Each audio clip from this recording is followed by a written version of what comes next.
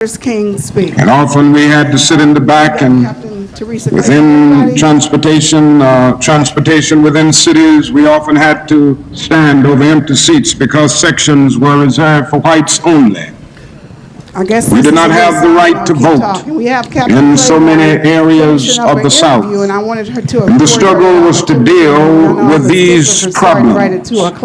Now, certainly they were difficult problems. They were humiliating conditions. And by the thousands, we protested these conditions. And we made it clear that it was ultimately more honorable to accept jail cell experiences and to accept segregation and humiliation. By the thousands, students and adults decided to sit in at segregated lunch counters to protest conditions there. When they were sitting at those lunch counters, they were in reality standing up for the best in the American dream and seeking to take the whole nation back to those great wells of democracy which were dug deep by the founding fathers in the formulation of the Constitution and the Declaration of Independence. Many things were gained as a result of these years of struggle. In 1964, the Civil Rights Bill came into being after the Birmingham movement, which did a great deal to subpoena the conscience of a large segment of the nation to appear before the judgment seat of morality on the whole question of civil rights. After the Selma movement in 1965, we were able to get a voting rights bill. And all of these things represented strides. But we must see that the struggle today is much more difficult. It's more difficult today because we are struggling now for genuine equality. It's much easier to integrate a lunch counter than it is to guarantee a livable income and a good, solid job. It's much easier to guarantee the right to vote than it is to guarantee the right to live in sanitary, decent housing conditions. It is much easier to integrate a public park than it is to make genuine, quality, integrated education a reality. And so today we are struggling for something which says we demand genuine equality. It's not merely a struggle against extremist behavior toward Negro. And I'm convinced that many of the very people who supported us in the struggle in the South are not willing to go all the way to stand on very difficult and painful way in Chicago the last year that I've lived and worked. Some of the people who came quickly to lodge with us in the South. Good afternoon, ladies and gentlemen. Would you please bow your heads and join me in prayer?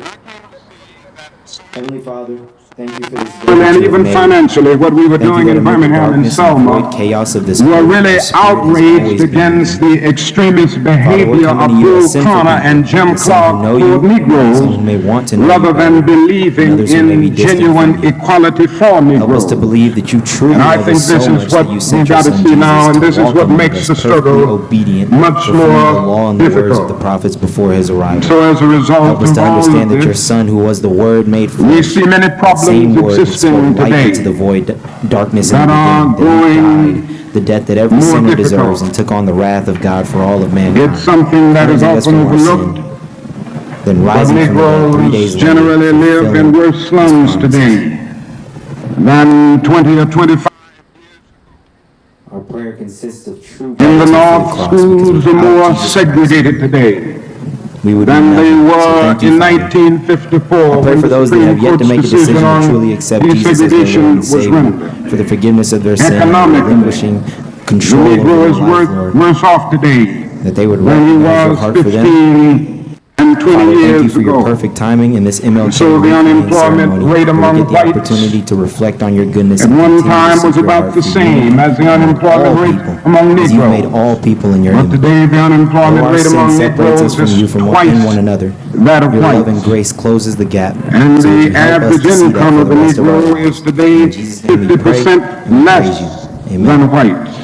Thank y'all. As we look at these problems, we see them growing and developing.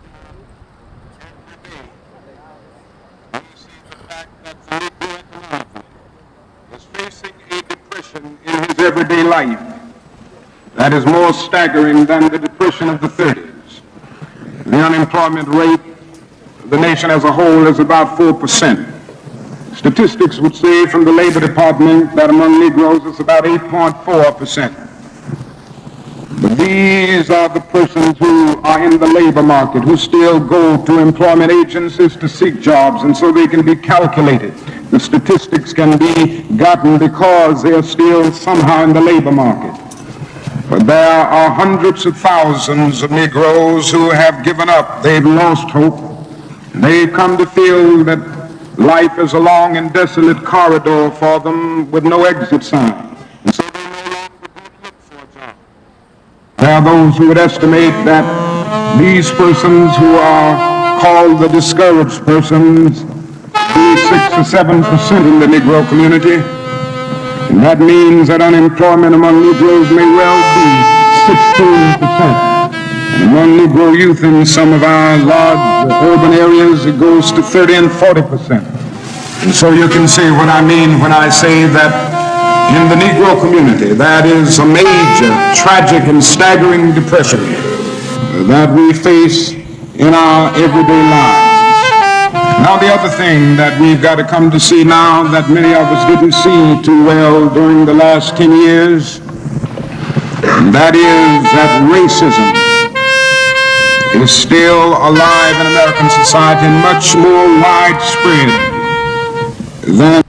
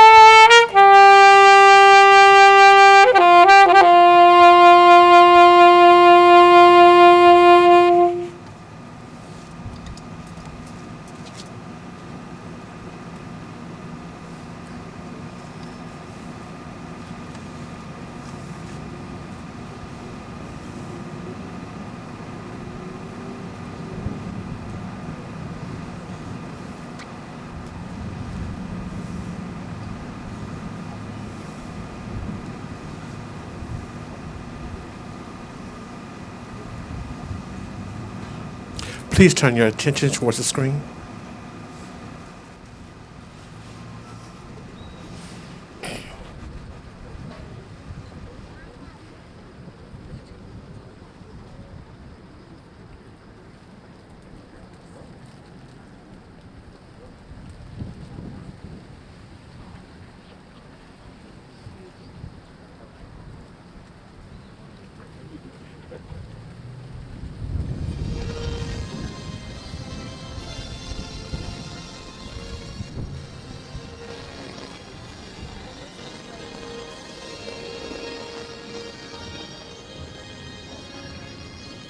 Lift every voice and sing until earth and heaven ring with the harmonies of liberty. Let our rejoicing rise high as the listening skies. Let it resound loud as the rolling sea. Sing the song full of the faith that's been taught that has brought us.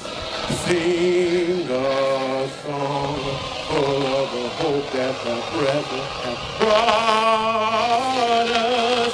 Facing the rising sun of a new day begun. Let us march on till victory is won. Stormy the road we trod, bitter the chastening rod, felt in the days when hope unborn had died, yet with a steady beat had not our weary feet come to the place from which our Father sighed. We have come over the way that the tears have been watered. We have come treading the blood of the slaughtered. Out of the gloomy past till we now stand at last, where the white gleam of our bright star is cast.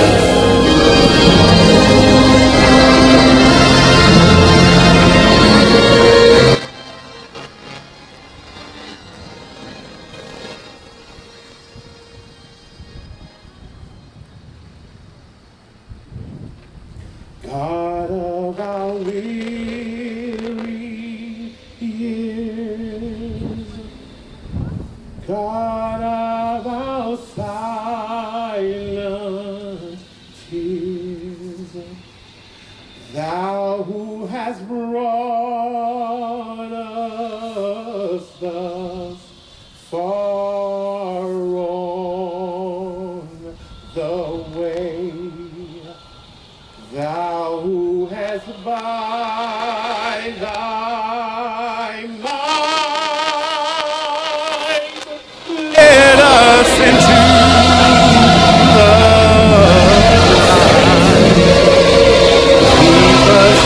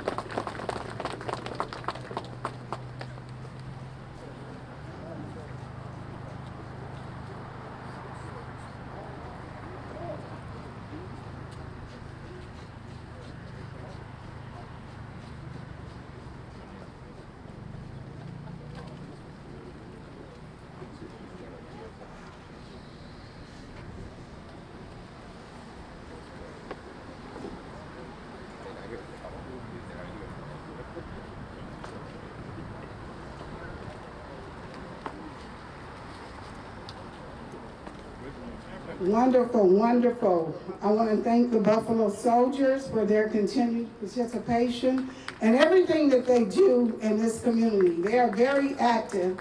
I see them a lot on Facebook with some of them, with them being out in the community at schools. So if you ever need their services, look up Bear County Buffalo Soldiers. Thank Mr. Johnny Sachs for that wonderful anthem. And I want to really thank Kendall Vernon for a beautiful prayer. Kendall is a student at the University of Incarnate Word, and he's also an alumni of the NAACP AXO program. For any of you that are not familiar with that, take your time and Google it later after the program is over, and just find out what NAACP AXO does. Just like we have the Olympics for athletes, we have the Olympics for the mind. And you know, we all have beautiful minds. So, it looks like Judge Peter Sakai, our county judge, is here present, and we're gonna ask him to come up. And when he's completed his address to the community, we will ask our awesome District 2 Councilwoman, Jalen McKee Rodriguez, to come up, followed by a very short comments by our chair, Dwayne Robinson of the MLK Commission. Good to see you. Thank you, Mary. Good afternoon. You know, Harold made that remark about it being cold. Well, if anybody's complaining today, then that means you weren't here last year.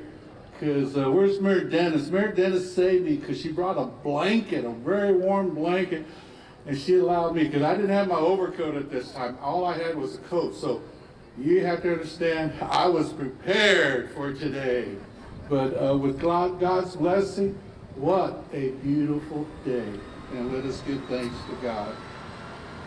Well, thank you for inviting me to participate in this memorial event that we do every year to kick off our dedication, our commitment, our remembrance of Martin Luther King.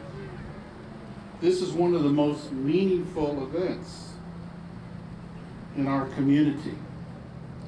Dr. King's impact on our community continues to resonate even more so to this day. His message is as relevant today as it was more than a half a century ago. His messages we must always remember. We must remember. We must remember. We must remember. One quote that sticks with me is this one from his 1957 book, Stride Toward Freedom. Dr. King wrote, "True peace is not merely the absence of tension, it is the presence of justice." So today, let us remember that justice must always prevail. Justice must always prevail. Justice must always prevail. I have devoted my entire life as a public servant to the pursuit of justice. Dr. King devoted to the pursuit of justice for all Americans. Through his leadership, the arc of moral justice bends towards justice. Through his leadership, our country continues to fight for justice. That is why we are here today, to give dignity and respect to a man by the name of Martin Luther King. My commitment to justice is unwavering. It is why we always look forward to this event, as well as tomorrow's event with the MLK March. When hundreds of thousands of people of all races and backgrounds show up to march in solidarity, it reaffirms the commitment so many have to creating a world Dr. King would have dreamed of living in. His message continues to inspire. This is a time to reflect on the realm of possibility. Imagine a world where the first thing we know about a person is their character rather than their skin color. Imagine a world where we treat everyone the same, regardless of religion, race, gender, age. This is a time when we can take action to ensure the world we live for our children and grandchildren is better than the one we helped create. Let us all pledge to work together, make our corner a world, the model for the rest of the state, the nation, the world. Justice for all, justice for all, justice for all. Thank you and God bless.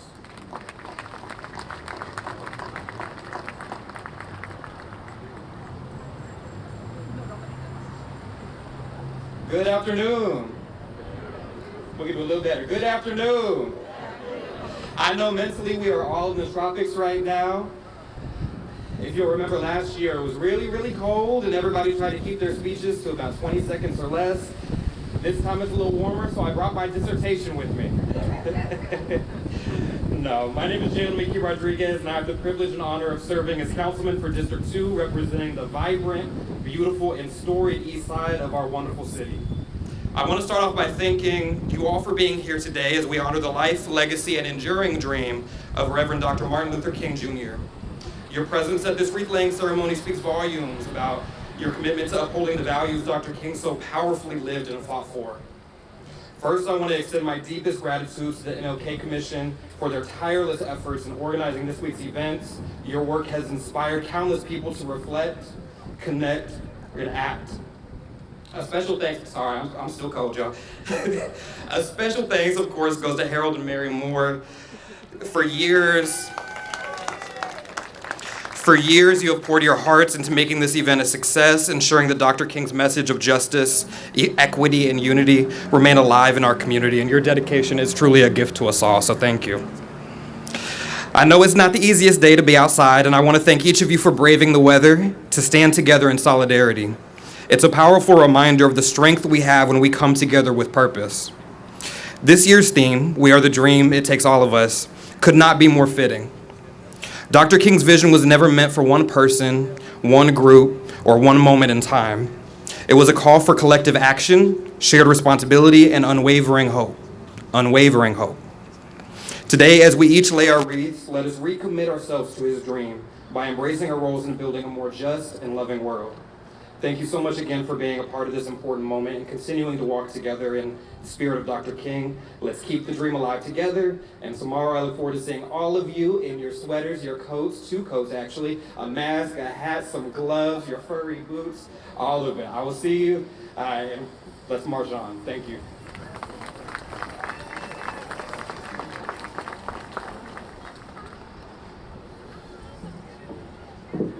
Good afternoon. With the protocol being established for the elected officials, as always, first and foremost, my name is Dwayne Robinson, and I have the honor and privilege of serving as the City of San Antonio Martin Luther King Jr. Commissioner. I always like to do this. I'm the one who always gets acknowledged and asked to speak, but I always like to acknowledge all of those commissioners who really do all of the hard work. So with each and every single member of the MLK Commission, please stand so we can applaud you.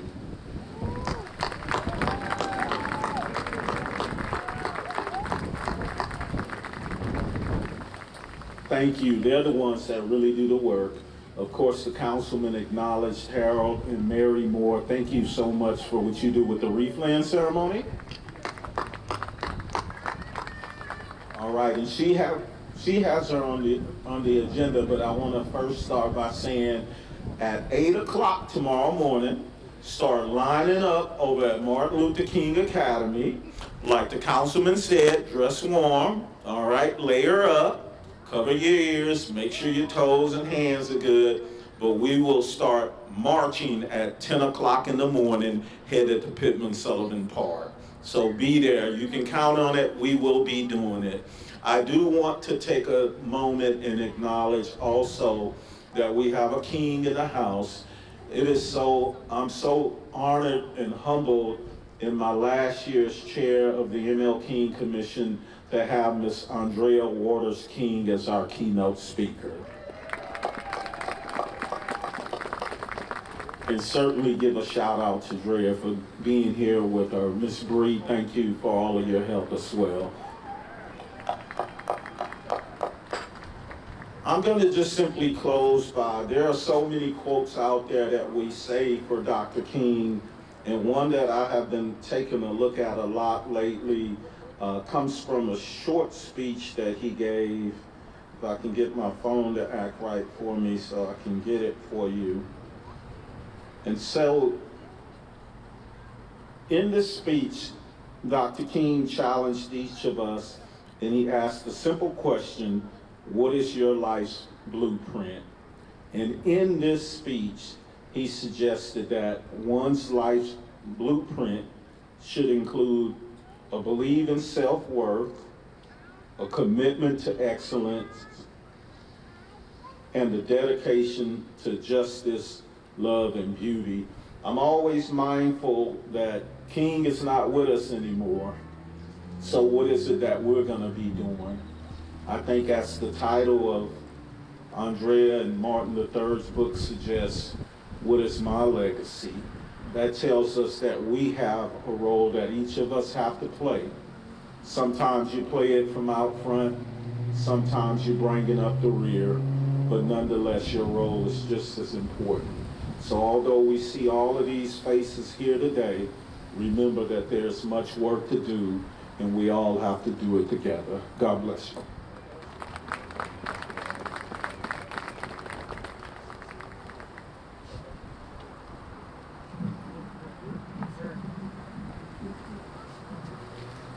Thank you, Chair Dwayne Robinson. You know, Dwayne has been extremely humble. I'm going to take the words of Pastor Michael Brown. What we do on the commission is not easy, but specifically being chair, it definitely is not easy. Dealing with all the committees, all the personalities, all of everything else that goes along with. We have long meetings that last longer than church services. And it's real hard work, but we just continue to keep on doing it.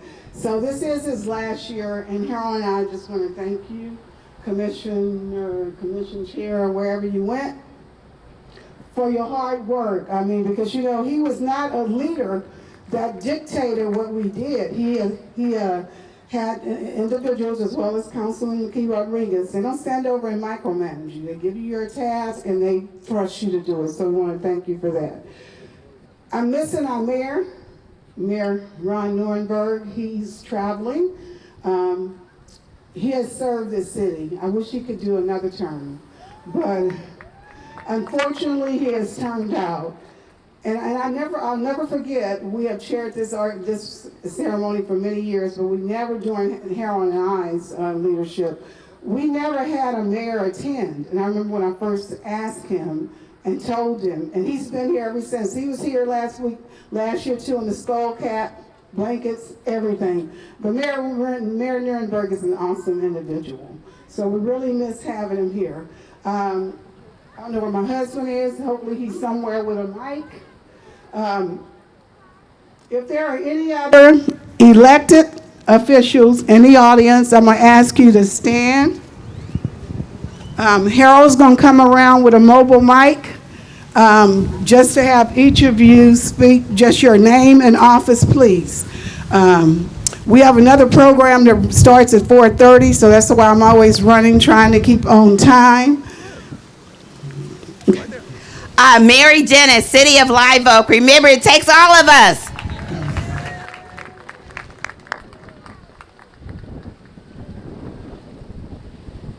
Melissa Garello Hubbard as San Antonio City Councilwoman. It's an honor to be here with you. Thank you.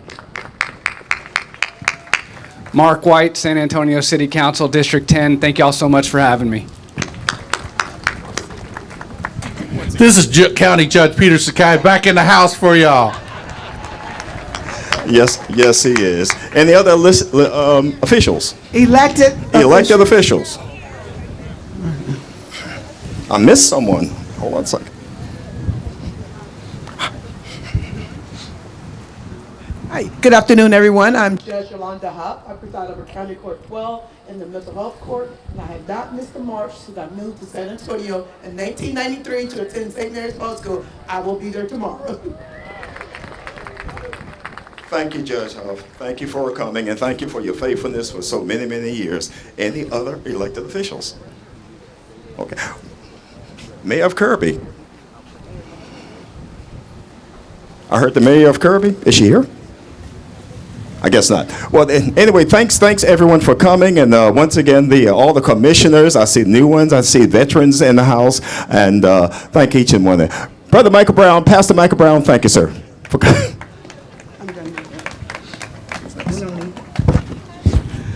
And of course, you know, you won't see this printed in the book because we did know ahead of time, but we are so very grateful and thankful for Miss Andrea Waters King to have stopped by here just to say hi to us. So I'm going to ask her to come on up and just say whatever she wants to the audience. She's been here, I think, since Saturday, and we've had her running. So we really, really appreciate her taking a moment to do that. And whenever she's done, I'm going to ask all elected officials to be in position to come up here and take a photo.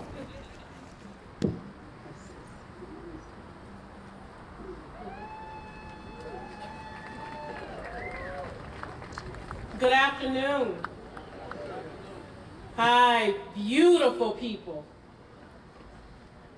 When you see me put my glasses on, then you know it's serious. It's such a blessing to be here with each and every one of you in San Antonio. I can tell you that you all have truly rolled out the yellow, maybe, carpet for me. I was talking to my husband earlier today and just bragging on you all and bragging on this magnificent community. And so as he and I were thinking about today and tomorrow, and also where we are as a nation, because I must be frank and honest with you, this year is a bit challenging for all of us.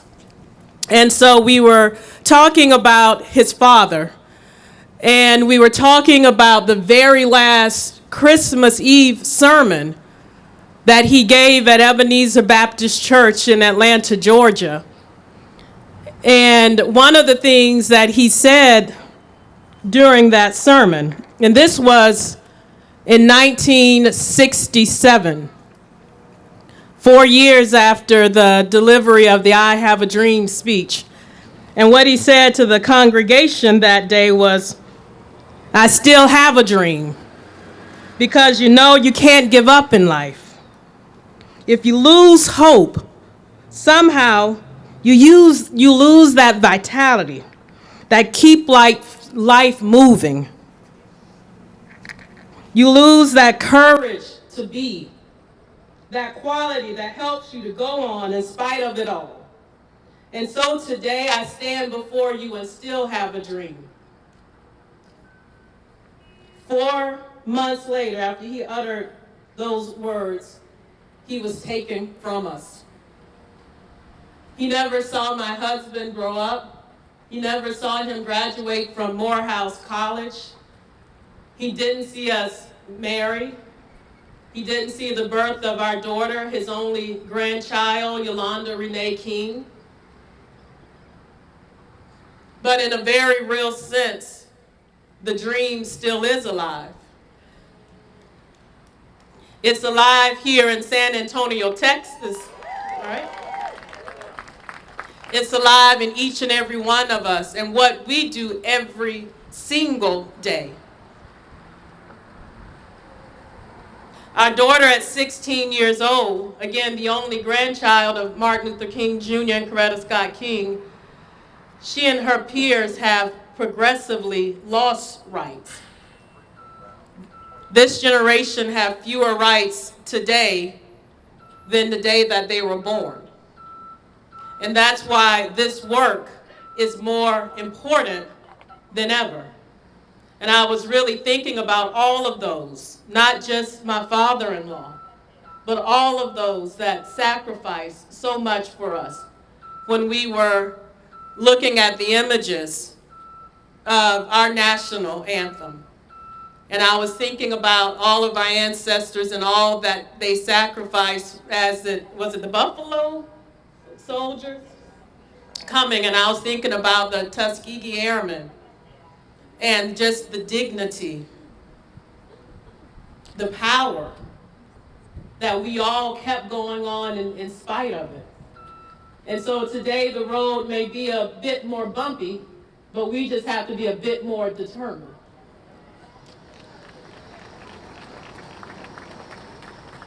And I'll leave you with some of my father-in-law's, one of his favorite speeches, his favorite poems. And we teach it to my daughter all the time. And this is the spirit I think that we're going to have tomorrow. Amen. And this is the spirit that we're going to have every single day as we continue to march forward. And we remember all of those, again, that carried on in spite of it looking impossible. And what they would say to us is, well, child, I'll tell you, life for me ain't been no crystal stair. It's had tacks in it and splinters and boards torn up and places with no carpets on the floor, bare. But all the time I've been climbing on and reaching landings and turning corners and sometimes going in the dark where there ain't been no light. So child, don't you turn back. Don't you sit down on those steps because you find it's kind of hard. Don't you fall now, for I'm still going, honey. I'm still climbing, and life for me ain't been no crystal stair. Yesterday, I found out an interesting fact that in the city of San Antonio, you cannot build a building that casts a shadow on the Alamo. Well, tomorrow, when we're marching, we're going to think about those shadows of the triple evils of racism and bigotry and poverty and violence. And we're going to be marching, bringing light with peace, with justice, with equity, with love. That's what we're going to be bringing down in San Antonio tomorrow. So thank you very much. May God continue to bless each and every one of you, and there'll be more tomorrow.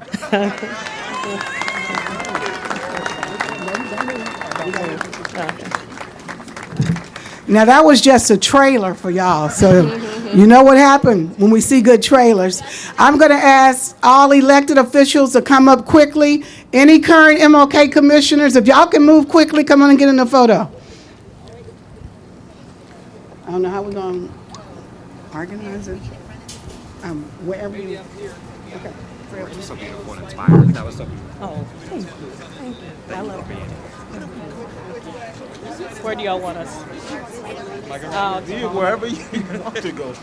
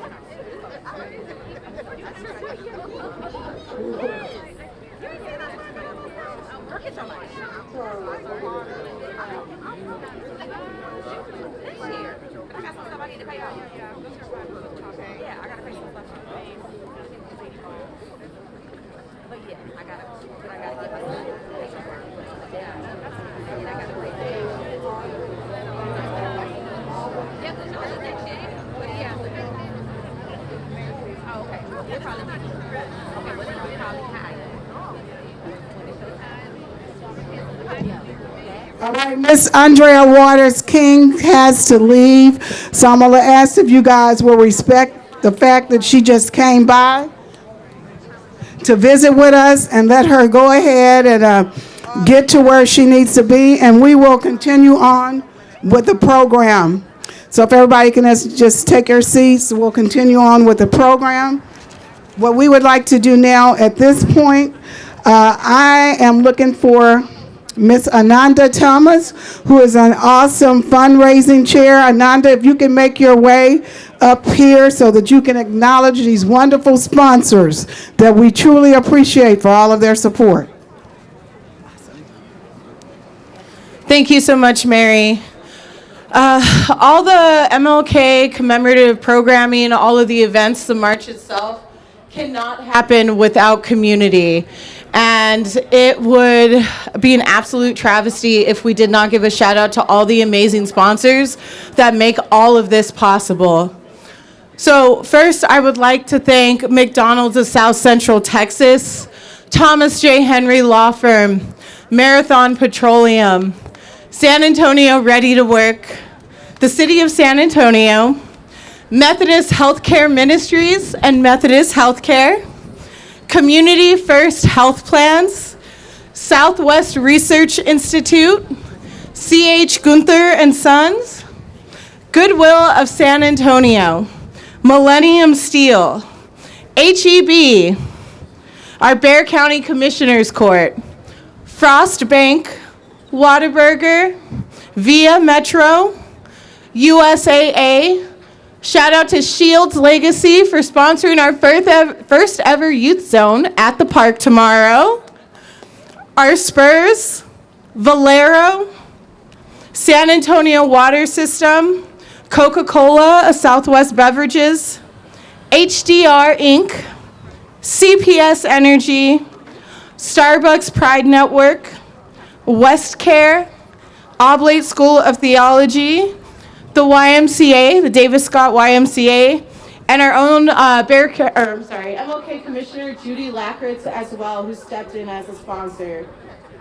Thank you so much to all of our sponsors. Thank you so much. I'm going to give a shout out to WestCare and Public Allies for always coming in clutch for volunteers. And of course, thank you to all of you as the community for making this happen. We can't wait to see you guys tomorrow.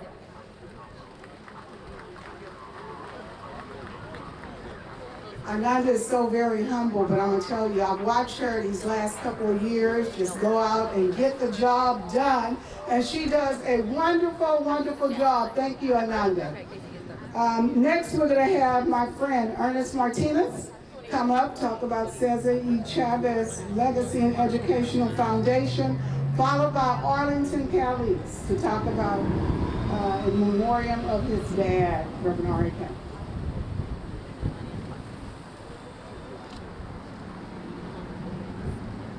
Well, good afternoon, brothers and sisters. Are you ready to march? You ready to march? Well, what an honor it is to be here. This has been a tradition for me. My father used to take me to the march every year, and of course the wreath laying ceremony was very near and dear to my father's heart. He was the union organizer right here in the east side out of Frederick. IUE, AFL-CIO. But today I serve as chairman of the Cesar Chavez Legacy and Educational Foundation. We too have a march here in San Antonio, the largest Cesar Chavez march in the country. But tomorrow, we have an opportunity to unite. And what an honor it is to be among the many leaders gathered today as we unite to share our love and pay tribute to a great humanitarian, Dr. Martin Luther King Jr. And by the way, the shout outs continue. Mary, Harold, thank you for the many, many years doing this. This is a beautiful tradition for San Antonio. Another round of applause for Mary and Harold Moore. But to see the spirit of Dr. King alive and well in San Antonio is a blessing for our city. But equally important to point out is the beautiful blessing of seeing his legacy and spirit endure, and endure throughout the many decades. Despite the fact that there have been forces along the way to inflict injustice in our communities, on the poor, the weak, my brothers and sisters, Dr. King's message is alive, but we must continue to keep it alive through lending our united voices on those issues most important to our communities. Right here in our city, when families are struggling and in need of housing, we must never accept, especially from elected leaders or groups that have a not in my backyard mentality for housing families. It is an injustice. And fear-mongering on immigrant families is totally unacceptable.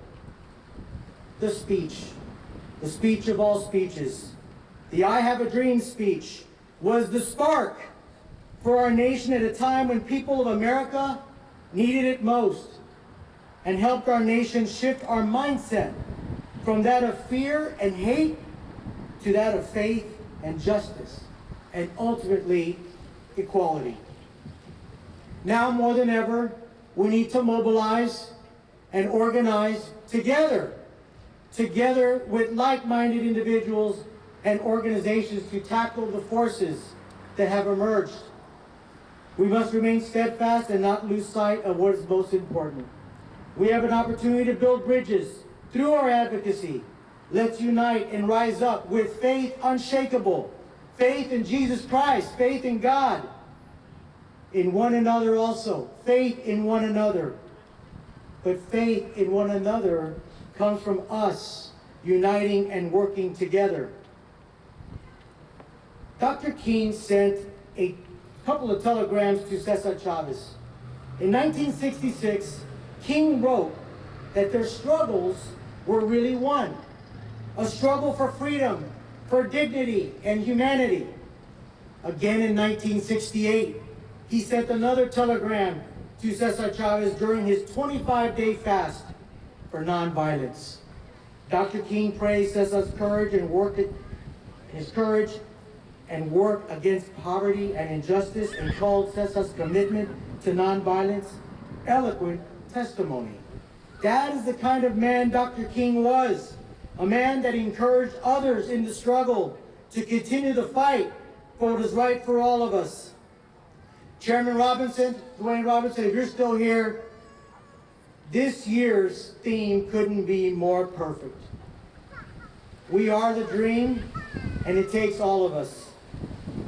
I'd like to close in a tradition we started a few years here, and I want everybody from the C-Club board to come up. I know Mayor's not here, but if Judge Sakai is still here, please come up, along with Dwayne Robinson. And we have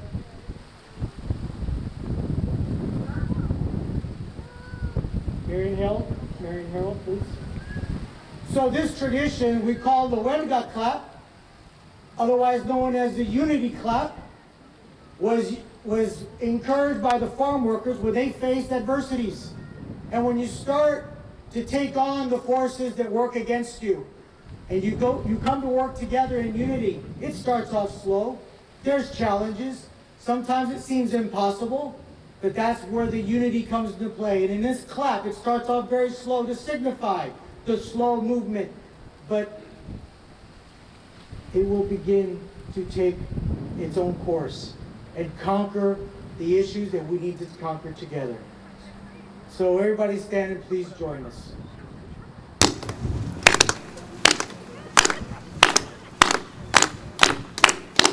Viva Dr. King! Viva! Viva Dolores Huerta! Viva! Viva Jaime Martinez! Viva!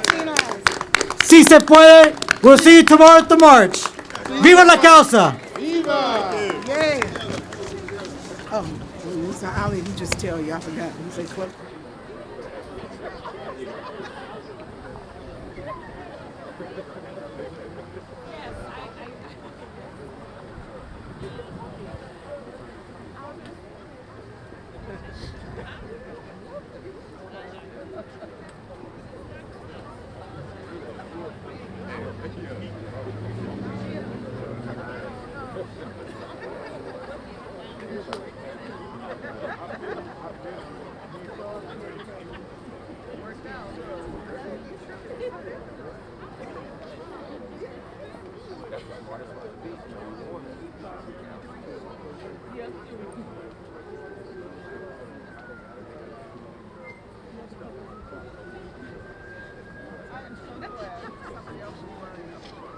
Okay, these are our city photographers and Mr. Wallace, and we have to do exactly what they tell us.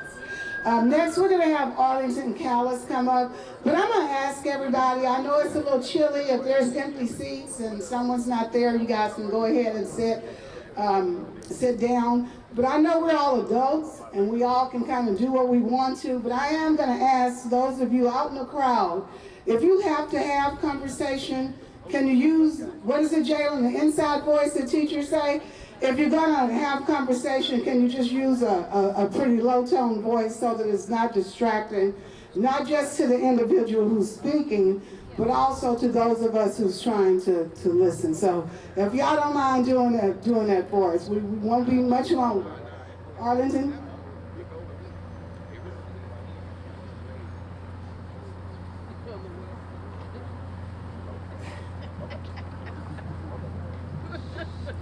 Thank you.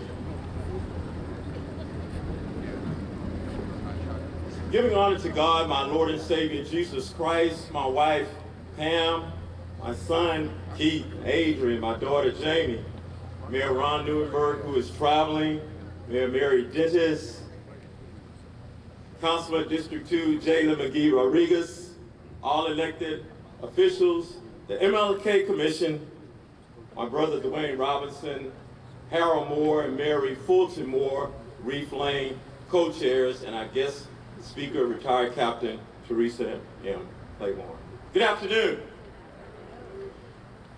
As some of you may know, my dad, the Reverend R.A. Callies Sr. Courage Award is given each year to an individual who exhibits significant courage in the face of tremendous odds. Significant courage in the face of tremendous odds. So how is it my dad's name is associated with this award? After all, this is not my definition, nor is it my award. Apparently, someone recognized that the struggles he encountered and the challenges he had to overcome must have required significant courage in the face of tremendous odds. April 6, 1968 was the grand opening of an Hemisphere Park here in San Antonio. Now imagine for a moment that you were a tourist at the time and looking forward to attending the fair. Upon your arrival at the park, you see Skyrise, the monorail, the aroma of cotton candy and popcorn fills the air. You attend the Institute of Text and Culture with its grand exhibits and of course the Tower of the Americas. But then you pause. And all of a sudden, your thinking is disrupted when you see a police motorcade in front of a small group of people, all African American, 5 adults and 4 youth, led by Reverend Callies. Upon their arrival, a wreath is laid in memory of Martin Luther King Jr. that was killed by an assassin bullet only 2 days prior to the grand opening. That, guys, was the first MLK march, and it took significant courage in the face of tremendous odds. Imagine again with me, if you will, walking to school in the streets of San Antonio in the mid-'70s, because there were no sidewalks. We were trying to cross the street, but there were not very many traffic lights at the intersection. On rainy days, the waters of Salado Creek would rise, and we worked to navigate across the currents because there was no bridge. How does anyone respond? Well, you go to the city council in hopes to bring awareness to the deficiencies on the east side, but the response always seems to be, no, Reverend Callies. Not now, Reverend Callies. We'll get to it. Why don't you just circle back? Jalen McGee, where were you back then when we needed you? So what do? I asked. Dad said, well, we marched. So when we marched, we began at Trinity Baptist Church and ended at the spot that is now MLK Plaza. We had a policeman on a motorcycle in front and one in the rear. We always prayed before we marched that God would protect us from seen and unseen danger. The numbers were between 25 to 30 marchers in the right lane only, because that's all they gave us on Nebraska Street, which is now MLK Drive. And motorists will pass by and they look. My dad led the march and I drove a red pickup truck. Yeah, I drove a red pickup truck. He would mount 2 speakers on top of the cab, run the wire to a cassette player, and we play I Have a Dream. We played spirituals. People would come out of their homes. Y'all remember that? They would come out of their homes. They would look at us, stare at us, applaud. Some snicker, some wondering, where were you going? Why were you doing what you were doing? Guys, you knew that it took significant courage in the face of tremendous odds. And finally, my brothers and my sisters, Reverend Callies and members of the church, the community and leaders approached the city about having a statue Martin Luther King mounted in the middle of this plaza. The cost was $25,000 to include the base, and it would stand 9 feet tall. My dad had interviewed several sculptors and selected the late Dr. J. Acosta Torres. Although the city supported the idea of a life-size statue of ML King at the plaza, they only agreed to pay for the base of that statue. No problem, Dad said. For almost 5 years, my dad and a band of youth, we worked this intersection right here, holding coffee cans and soliciting monies from motorists until we raised the appropriate funds to have a life-size statue of Martin Luther King Jr. Do some of you guys remember that? Some gave, some didn't, some emptied their change. And in 1982, the statue was unveiled. 47 years later, woo, that statue still stands. Thank you, Dr. Torres. Thank you. Guys, because the things he did require faith and a different level of courage, his resume is lengthy, and time will not permit me to tell it all. So I'll leave you with this.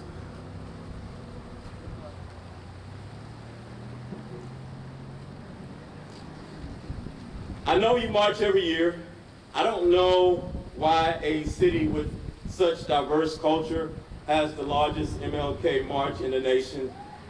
I have said before that Dad was intentional, but when he marched, his intent was never, ever to grow the march. I think it was divine intervention. Yes, I believe that God Almighty has put his footprint right here in this march every year. So I have captured this event in a film called March. Shanna Bird, native of San Antonio, film writer, director, and producer, has told me, Arlington, we are in pre-production. We plan to film the march in San Antonio as soon as we are fully funded. The script is done, and it is based on the book entitled that I wrote, The Man Behind the March. So I encourage you today, San Antonio, to continue to march, and through this film, this nation and the world will always remember this city as a manifestation of Dr. King's dream of brotherhood, and just a glimpse of heaven. May God bless each and every one of you.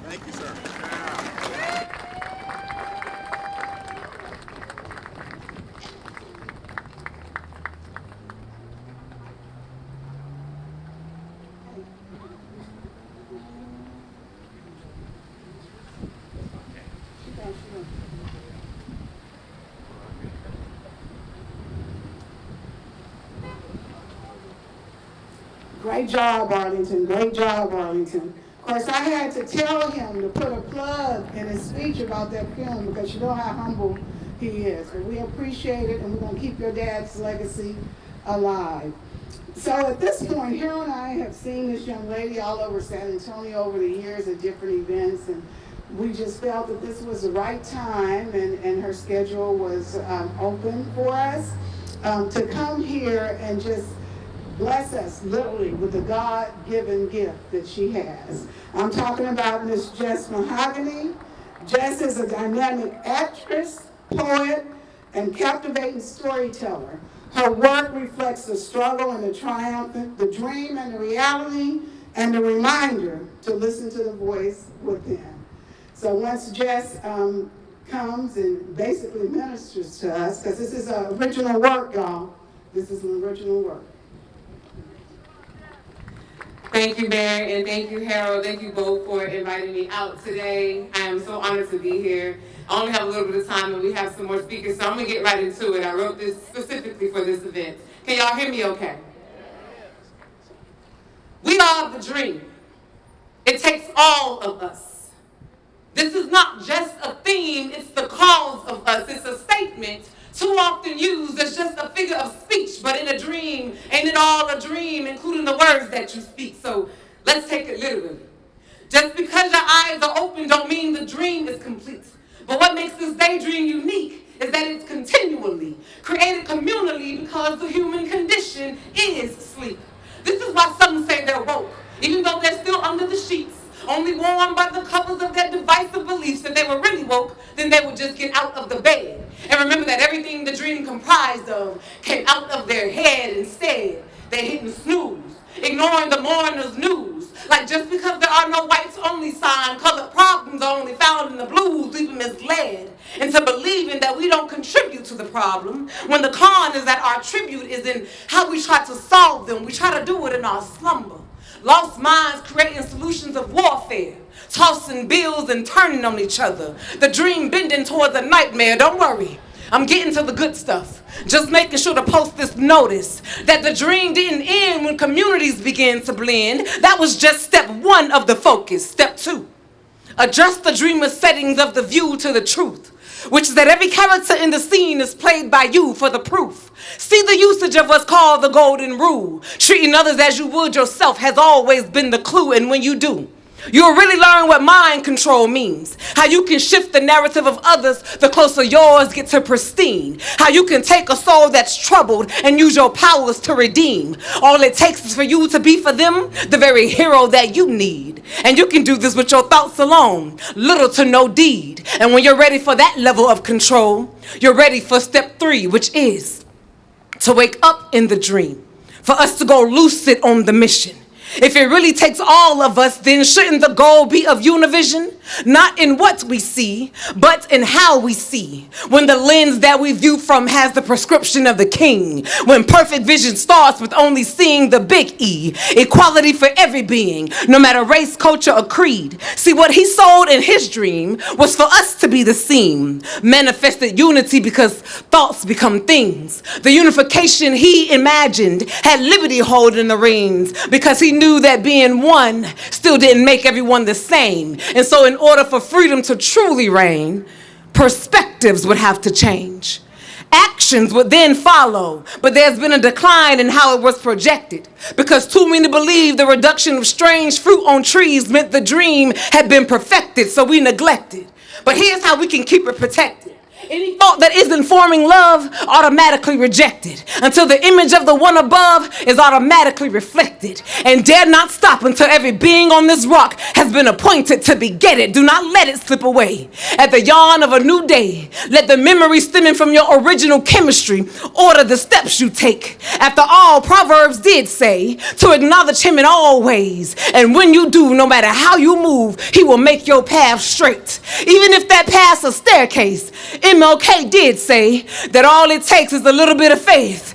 That all it takes for that first step is a little bit of faith. The same mustard seed amount it takes to make mountains disengage. This world's your stage, and the dream is your ever-changing set. To shift the theme of any scene, try using a spiritual epithet. For example, you'll find I'm always seeking a higher key to unlock a higher me, until my whole being reflects that I am God's child by decree. So an epithet I use will pose all people as divine beings, and this is independent of their behavior in a scene. This is what it means to go lucid. Rethink every thought before you choose it. It's how you change the interpretation of the dream we're co-creating to manually improve it. So let's do it. Let's dream a dream we wake up in and decide to no longer allow the imagination of fear to abide. A dream in which from love is the only way you can behave. And from that space, life is saved. 24 hours a day, dream a dream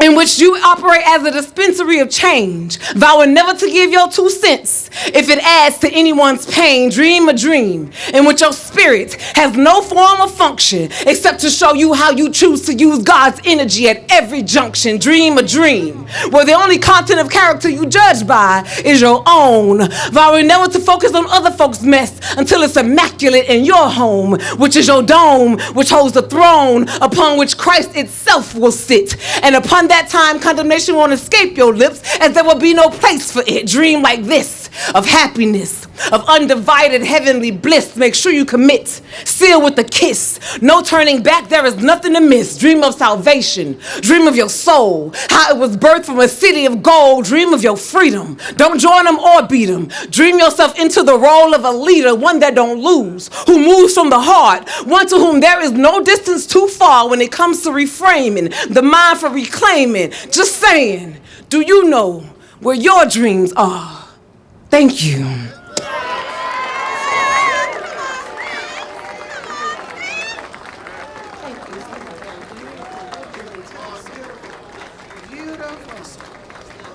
Did I tell y'all? What did I tell y'all? And that's all original work. That girl speaks from her soul. She speaks from her soul.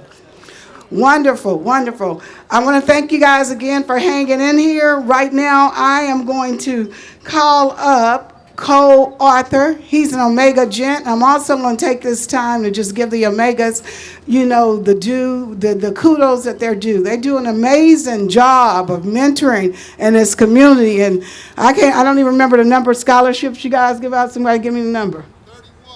31 scholarships every year to our black and brown men and women, but they're doing an excellent job with the Omega Gent. So after co-author introduces our speaker, who I got to spend a lot of time with yesterday, retired Captain Theresa M. Claiborne will come up to greet you all.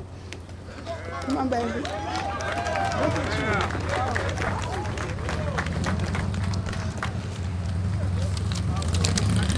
How's everybody doing? My name's Cole Arthur Terrell. I'm with Omega Gents, as she said. I just want to take the time and thank Chairman Robert Barton Strike for this opportunity. And now I will be presenting our next speaker. Theresa M. Claiborne retired as a captain on the Boeing 787 Dreamliner at United Airlines in May 2024. One of the only 24 black women pilots among 17,000 plus at the airline.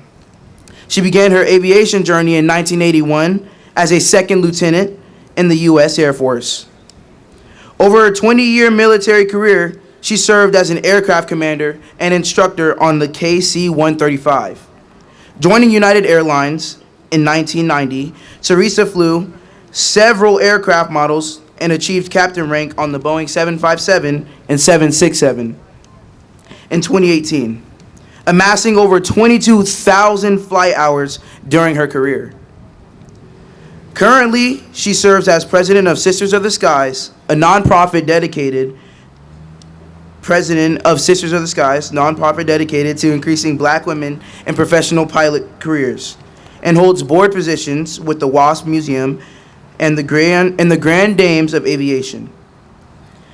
Theresa has received numerous awards, including the 2024 Catherine Wright Trophy and AOPA's Brigadier General Charles E. McGee Aviation Inspired Award.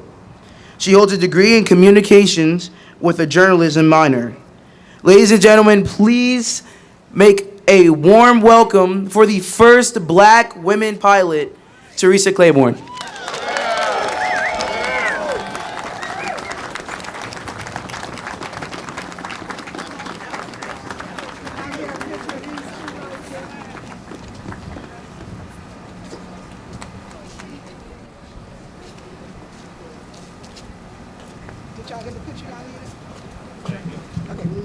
Cole, can you come back real quick? This is important. Look, I've been freezing already. Now this is about to Okay. happen. You want to get a picture of it? He didn't get your picture. Okay. Yes.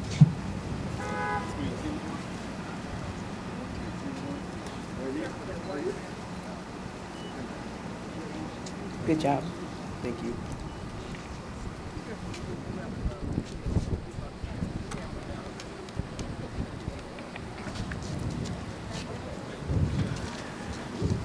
They just asked me if I want a jacket. I've been freezing for the last hour. Just kidding. First of all, I just want to say, Mary, you had me going behind the most powerful speakers. Oh, thank you. Anyway, I'm very, very happy to be here today, even though it's cold. I live in Virginia, and I thought coming to Texas I was going to get some nice 66 degrees. I guess I brought the cold from Virginia, so y'all can blame me. So good afternoon. Yeah, y'all know what to do. Martin Luther King Commission Chair Dwayne Robinson, I think you're still here. Wreath Lane co-chairs Harold and Mary, who I got to hang out with yesterday. Did y'all hear me on the radio? I know all y'all are here because you heard me on the radio. Committee members, Mayor Ron Nierenberg, who's not here.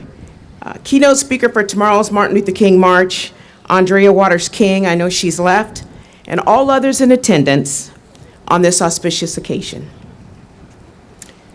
As I stand before this life-size statue of Reverend Dr. Martin Luther King, I am deeply humbled. This statue is a tangible reminder of this year's Martin Luther King celebration theme, "We are the dream, it takes all of us." According to Arlington, Callies, the unveiling of this statue in 1982 is probably his father's greatest accomplishment. I agree with you.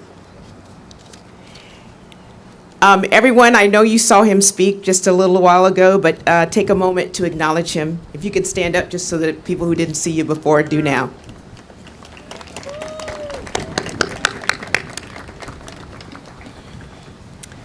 It's been reported that Dr. Callies helped raise the funds needed to build this statue by asking youth in the community to help him collect money using Folgers instant coffee cans, painted red.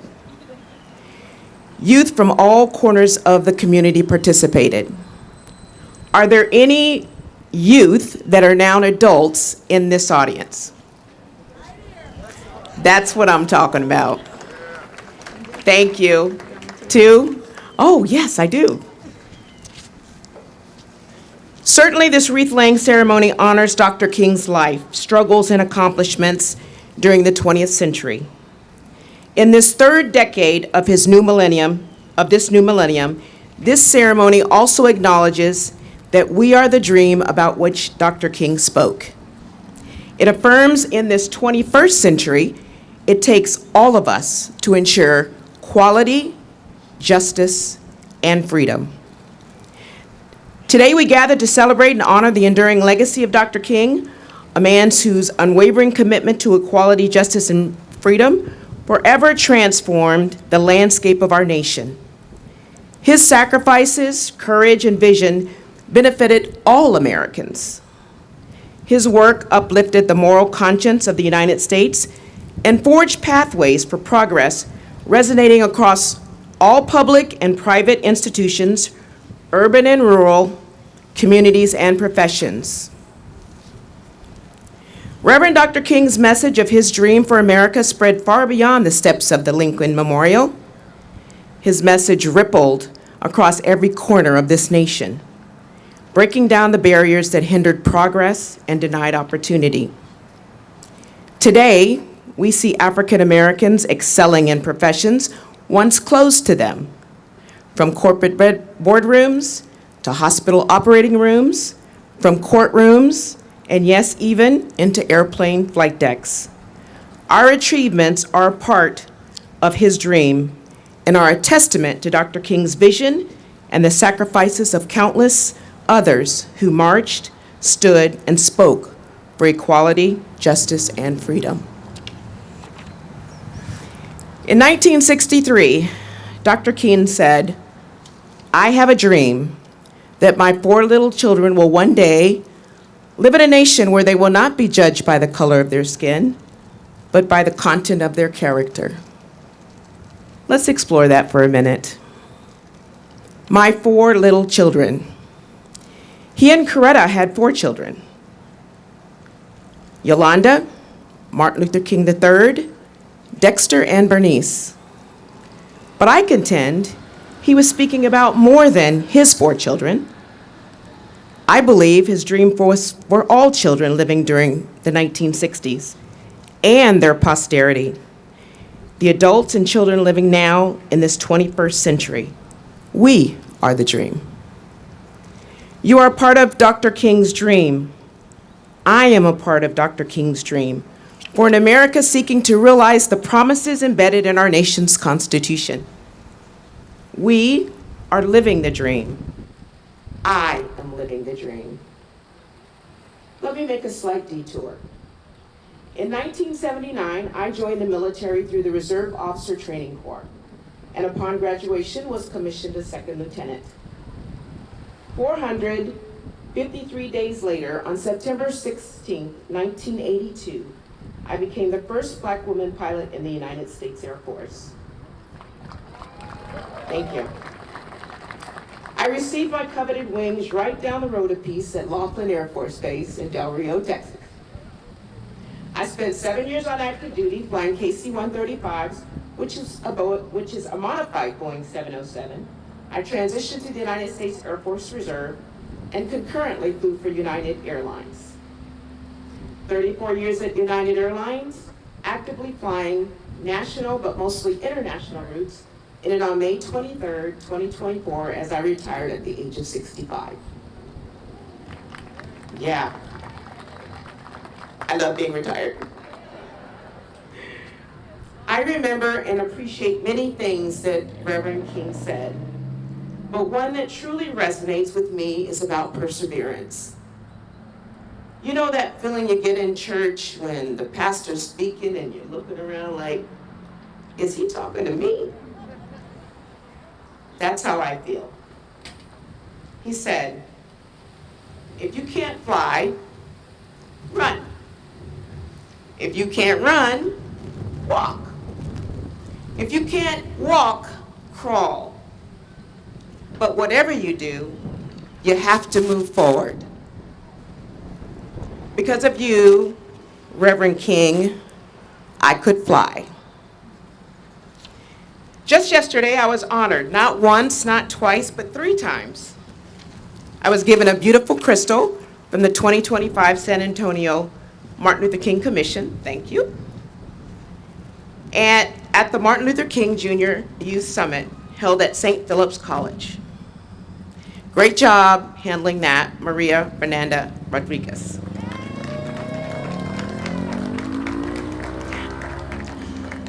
I also received My professional life in a frame.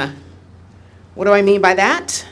Milestones in my career and service history presented to me by my sisters in arms, the National Association of Black Military Women.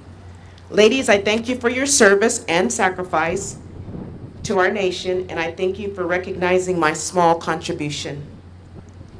If any of those women are here, would you please raise your hand and be recognized?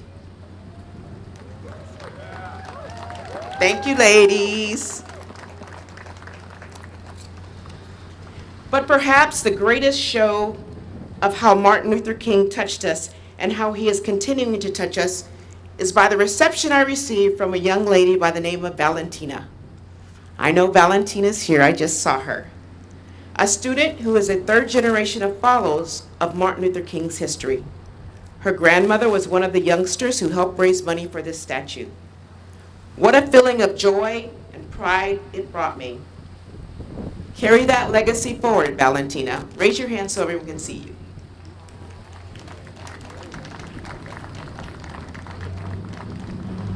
She told a great story of going home and they selected her for the AB list of scholars when she was actually an A student, not AB.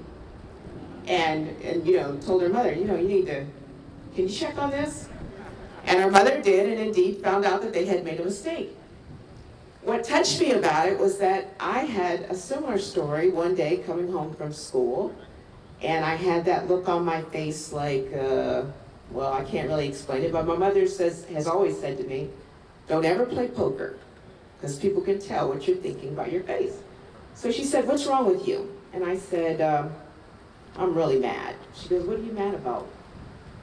I said, well, the teacher gave me a B. And she said, okay, well, what was your score? I said, I got an 89, Mom. I said, there was only one other individual that got better than me, and she got an A. And my mother said, well, the last time I looked, an 89 was a B. So from then on, I remembered what she always said to me, do A work and get an A.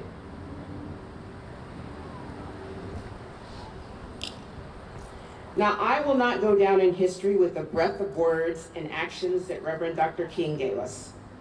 But here's what I say all the time. If they can see it, they can be it. So it's incumbent upon all of us to put our best foot forward and let this generation see what they can do and explain to them that they can go further than we have. I'm one of the founding members of Sisters of the Skies, and affectionately we refer to ourselves as SOS. Some joked about the acronym, but we retorted, yes, SOS is a symbol for help. That's what we do. Through mentorship, scholarship, and outreach, we have increased the number of Black women pilots on the flight decks of commercial aircraft. We've given over $2 million in scholarships, raised through, sponsors. We don't do it all. We don't sell cookies. We go to the Boeings and the Uniteds of the world and we say, hey, wouldn't you like to increase the number? But in 2023, it was reported that there were 96,300 airline pilots. Of that number, we believe there are currently no more than 100 Black women pilots. Yeah. So we've got work to do. And Dr. King has always told us, you gotta work hard. We're gonna keep the fight up. So as we celebrate these achievements realized through Dr. King's legacy, we must also acknowledge the challenges that persist and threaten to take us back to what some call the good old days. We are witnessing a renewed assault on the ideals that Dr. King fought so hard to uphold. He said, the function of education is to teach one to think intensively and to think critically. Intelligence plus character, that is the goal of true education. When ideas are silenced, when books are banned from school libraries, when Black history is not taught, Our children, that's all children, are deprived of the full truth of who we are as a nation. When civil rights are denied, we turn our backs on the principles of equality and justice and freedom. Those are the bedrock of our democracy. These attacks are not just attacks on Black communities. They are an assault on the very fabric of our shared community. Reverend Dr. King reminded us that injustice anywhere is a threat to justice everywhere. As professionals, as parents, as citizens, we have a responsibility to stand against these injustices. We must ensure, regardless of race or background, that we have access, that our children have an access to education that empowers them with knowledge and the tools to shape a better future. We must advocate for policies that uphold civil rights and challenge systems of oppression wherever they arise. Today, let us draw inspiration from Reverend Dr. King's unwavering faith in the power of collective action and the triumph of good over evil. Let us honor his legacy, not just with words, but with deeds, by standing up, speaking out, and refusing to remain silent in the face of inequality, injustice, and oppression. As we reflect on Dr. King's profound impact, let us remember that his dream was not just a vision of what could be, but a call to action for what must be. So I say once more, let us continue to build a nation that embodies the ideals of equality, justice, and freedom for all. You, San Antonio, made a wise choice. We are the dream. It takes all of us. I thank you for inviting me to participate in this ceremony.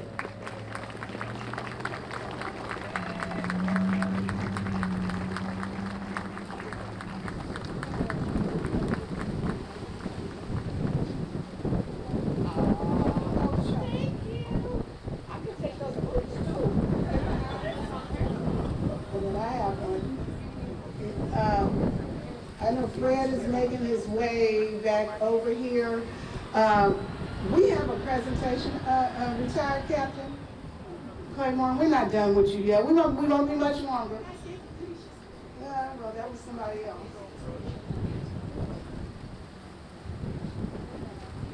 I got one too.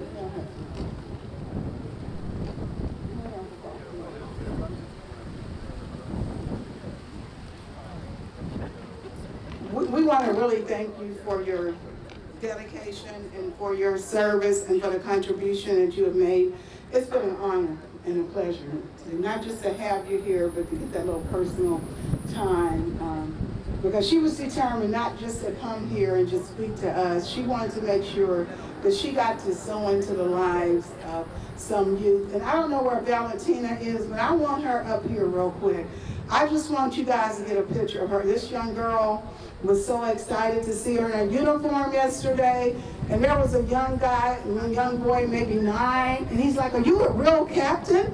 You really flying planes?" So it was really, really exciting. So all the council members, MLK commission, yeah, Maria Fernanda, yeah, you did an excellent job. Come on over here. Okay, this picture right here is just for. She wants you guys to move out front. I'm trying to buy time for you.